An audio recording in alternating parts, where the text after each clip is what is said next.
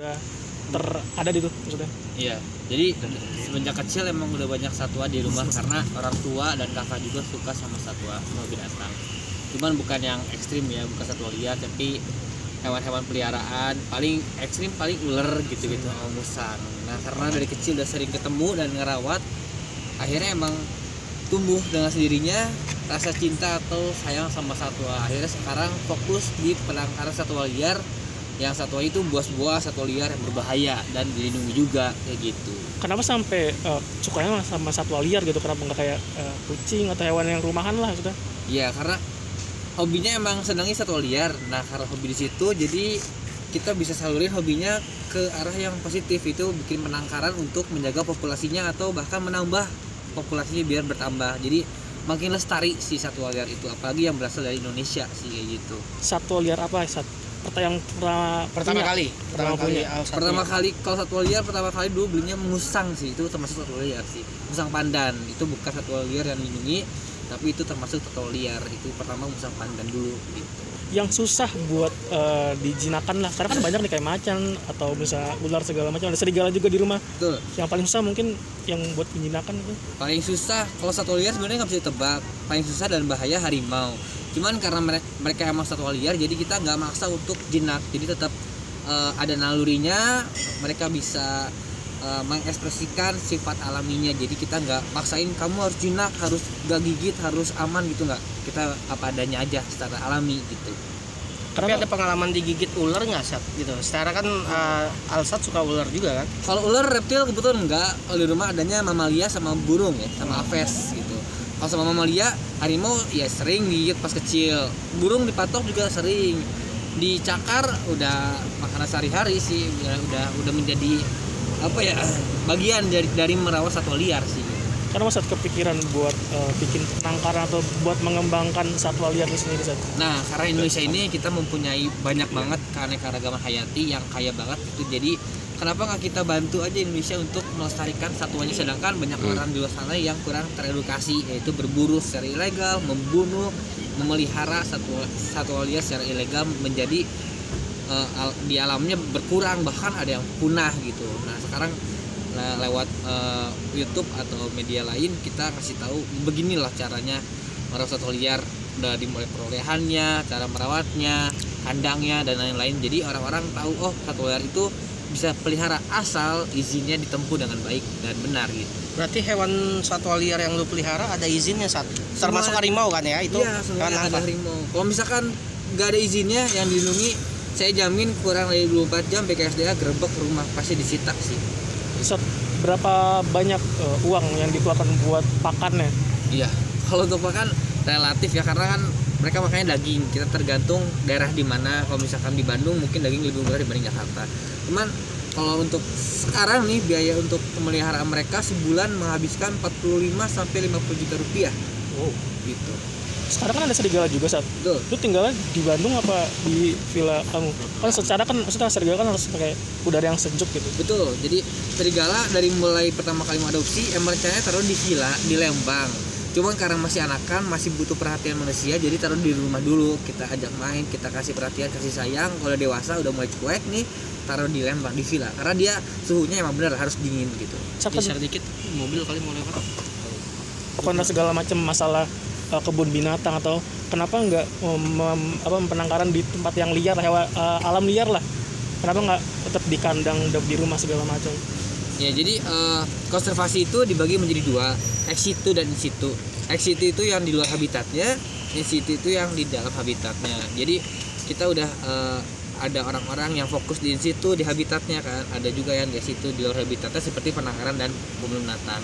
Nah untuk kasus kebun binatang yang merawat yang nggak benar, harimau yang kurus mati, itu sebenarnya oknum kebun binatang yang merawatnya kurang baik. Sebetulnya standar kebun binatang itu tinggi, sangat sulit. Jadi untuk memenuhi kebutuhannya itu tidak gampang. Cuman ada kebun binatang aja yang nakal, yang ngasih makannya kurangin, perawatannya kurang, dokternya mungkin nggak ada sampai bisa mati atau kurus gitu. Tanggapan lo sendiri saat oknum-oknum nakal itu melakukan hal itu gimana tuh? Nah itu harus langsung ditindak oleh Gakum LHK ya, atau penegakan hukum. Jadi pasti langsung ditindaklanjuti seperti yang kemarin itu lumba-lumba ya di Bali itu kan izin udah nggak ada segala rupa tapi masih beroperasi kelihatan langsung digerebek. Nah secepat itu pemerintah untuk menindaklanjuti kegiatan ilegal kayak gitu sih. Ada keinginan membuat kebun binatang mungkin? Ya jangka panjang doain kebun binatang karena lembaga konservasi itu jauh lebih bermanfaat dibanding penangkaran. Kalau penangkaran skala kecil lah kita masih trial dan error dulu, riset development pelan-pelan bisa nggak nih ngerawat satwa liar dengan baik. Kalau bisa langsung skala besar itu kebun binatang gitu. Nggak merasa rugi saat lu pengeluaran 40 sampai 50 juta tiap bulan saat demi Rugi hewan banget. liar? Iya rugi banget sebenarnya karena hobi dan emang apa ya udah cinta banget sama satwa liar ya udah. Jadi ya udahlah keluar duit, yang penting kita bisa melestarikan mereka, interaksi setiap hari juga itu puas untuk dia sendirinya gitu. Jadi ya udah termasuk hobi juga kan gitu. Ini kan mengembangkan dan melestarikan apa nantinya misalnya kalau udah banyak bakal dirilis juga. Ya betul, untuk satwa liar dilindungi yang Indonesia 10% hasil penangkaran dilepas silakan kembali ke alam. Jadi kalau misalkan ada merak hijau nih, merak hijau itu merak Jawa dilindungi, beranak 10, yang satu ekornya dikasih pemerintah untuk dilepaskan liar kembali ke alamnya gitu, di store. Jadi kita yang di ex situ itu penangkaran atau lembaga konservasi yang di luar habitatnya ngesuplai terus populasinya ke alam biar terus bertambah di alamnya gitu. Di rumah sendiri yang hewan liar langka ada apa aja mungkin? Yang dilindungi ada merak Jawa, ada binturong, ada kakatua. Untuk internasionalnya yang perhatian internasional nih yang Aperik 1 bisa dibilang harimau benggala itu sih. Yang Harimau lainnya ada? enggak. Harimau Sumatera ada? Harimau Sumatera enggak ada. Itu karena izinnya dari presiden dan itu harus benar-benar valid lah atau nggak kompeten untuk kita bisa merawat atau menangkalkan harimau Sumatera gitu. Oke, saat Kemarin Jinora sempat sakit gitu kan. Ya dulu Jinora sempat sakit, namanya satwa liar. Pacaran. Emang kita nggak pernah bisa nebak sakit gara-gara apa. Terus juga pencegahannya juga udah semaksimal mungkin tetap aja ada yang sakit. Jadi ternyata mereka ada apa ya serpihan tulang dari makanannya dari daging ayam yang nyerap di gusinya, akhirnya sariawan bengkak nggak mau makan, ditambah juga jadi ada bakteri karena isinya berdarah kan gusinya kayak gitu. Dan juga yang kita sulit itu pencegahannya kucing liar, kucing kampung, karena itu bisa membawa virus dan kena harimaunya. Jadi kita nggak boleh ada kucing liar di pekarangan rumah atau nggak di area penangkaran, harus steril gitu.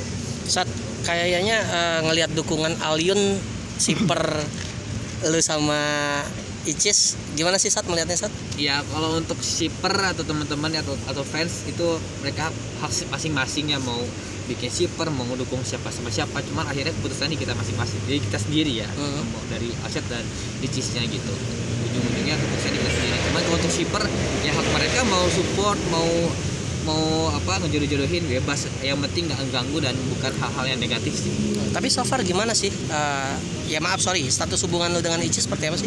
Sama Ricis temen dari awal juga emang karena collab bareng seneng-seneng. Awal tuh gara-gara apa ya, gara-gara main ke rumah Ricis jadi mermaid kontennya itu. Dan dia senang gue bisa berenang, akhirnya diajak ke laut lah, ayo kita main ke laut karena kan lu bisa berenang, suka pandai juga, akhirnya main ke laut bareng. Akhirnya jadi sering main bareng ke laut karena sama-sama hobinya ke laut gitu, main di pantai. Tapi sudah kenal dengan keluarga Icis? Kenal, waktu itu kan sering ke rumah Icis juga karena collab kan, ketemu kakaknya, ketemu orang tuanya, ketemu sama keluarganya gitu. Kenal. Sosok Icis menurut lu seperti apa sih? Icis orangnya baik banget, humble banget sih. Terus juga teman bener-bener solid sama apa ya, royal banget ke teman-teman. Royal banget, Royal masuk baik gitu ya. Baik banget. Tapi dia pecinta hewan juga nggak sih Sat? Dia termasuk yang suka binatang dan gak takut binatang, cuman gak yang cinta banget ingin melihara, merawat, melestarikan, gak cuma sekedar oh ya misalkan ada kucing, kucing sayang kasih makan, sekedar situ aja. Nah, figur Icis belak-belakan itu sesuai dengan Alsat nggak sih? Karena kan Icis orangnya bawel ya. Betul. Nah, Kalau saya sendiri sebenarnya orang nggak bawel, cuman lama-lama karena main terus sama mereka, lama-lama ke bawah juga jadi ekstrovert lama-lama gitu. emang awalnya introvert? Introvert dulu, ngomong depan kamera masih belibet, masih deg-degan. Kalau sekarang gara-gara bareng sama mereka terus, akhirnya udah kebiasa sih. Tapi sesuai kriteria wanita Alsat nggak sih sebenarnya? Sebenarnya kriteria nggak terlalu banyak, bebas, yang penting nyaman sih. Mau introvert, mau extrovert, mau orangnya gimana, mau kerudung, non kerudung, bebas, yang penting nyaman gitu. Dengan Icis nyaman?